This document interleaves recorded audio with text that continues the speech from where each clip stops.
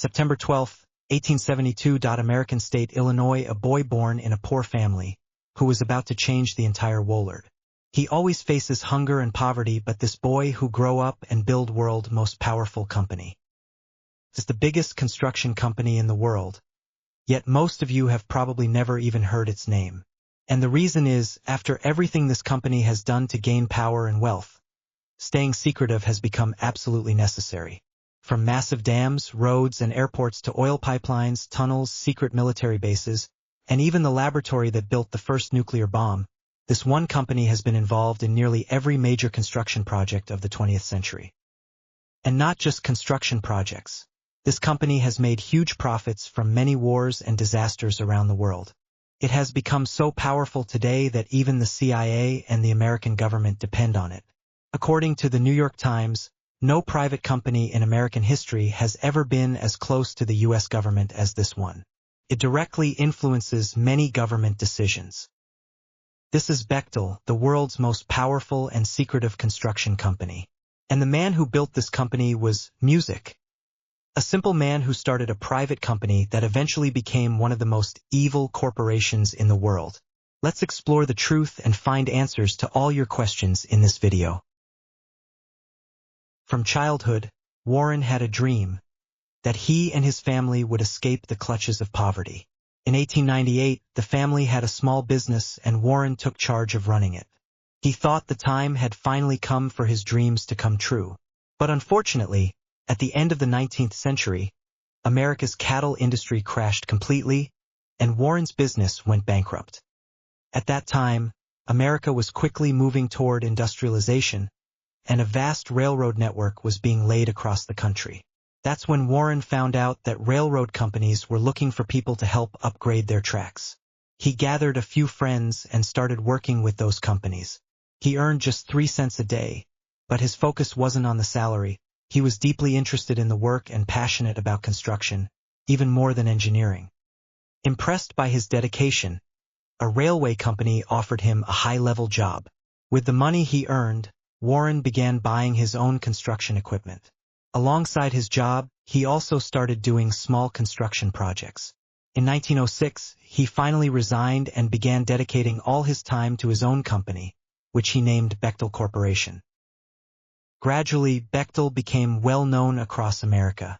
From small projects, it moved on to building megastructures. In 1931, Bechtel received the contract to build the Hoover Dam, which it completed in 5 years. Then came World War II, during which Bechtel began building Navy ships for the U.S. military. During this same war, Bechtel saw another opportunity: nuclear power plants. The U.S. leadership believed that the only way to end the war was to build a nuclear bomb.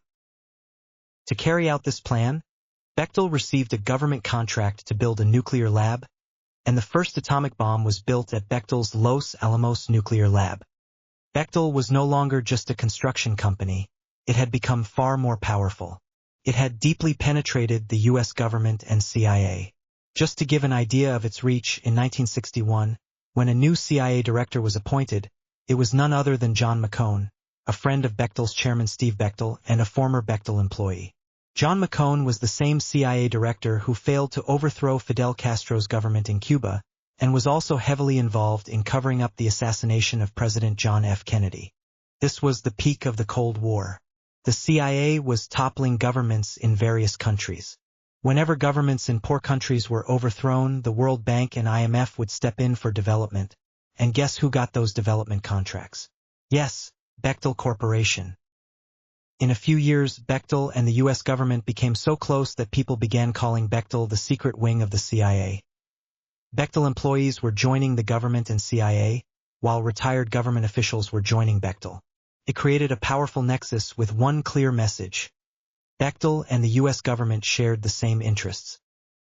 By 1980, Bechtel was operating on a global level.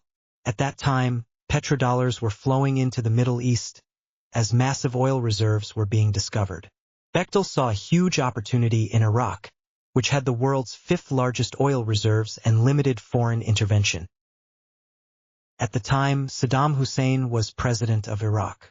To convince him, Bechtel pressured the U.S. government, which then sent George Shultz, the U.S. Secretary of State and a former Bechtel employee, to Iraq to secure a contract.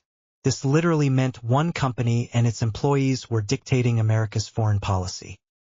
Saddam didn't approve a pipeline project, fearing that Israel might destroy it with missiles. However, he did give Bechtel a contract to build a petrochemical plant to rapidly process millions of barrels of oil, boosting Iraq's export capacity. The project began, but in August 1990, Iraq attacked Kuwait, and the U.S. sided with Kuwait, pressuring Saddam to stop the war. Offended, Saddam ordered all American companies to leave Iraq. Iraqi police began arresting Bechtel employees, forcing the company to shut down operations. Bechtel was burning with revenge. With George Shultz's help, it soon got its wish. On March 20, 2003, the U.S. invaded Iraq. With every bomb dropped, new opportunities opened up for Bechtel. Every destroyed building, road, or pipeline had to be rebuilt, and of course Bechtel would get the contract. Just 1 month after the U.S. invasion, Bechtel received a $680 million reconstruction contract in Iraq. Each time American bombs destroyed infrastructure, Bechtel saw a new opportunity. It wanted the war to go on longer so it could make more money. But Bechtel went one step further.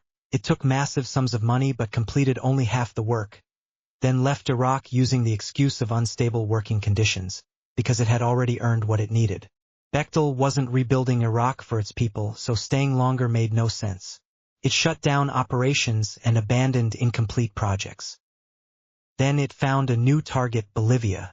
At the time, Bolivia was facing a severe water crisis. The government couldn't supply water to its people due to lack of funds for pipeline construction.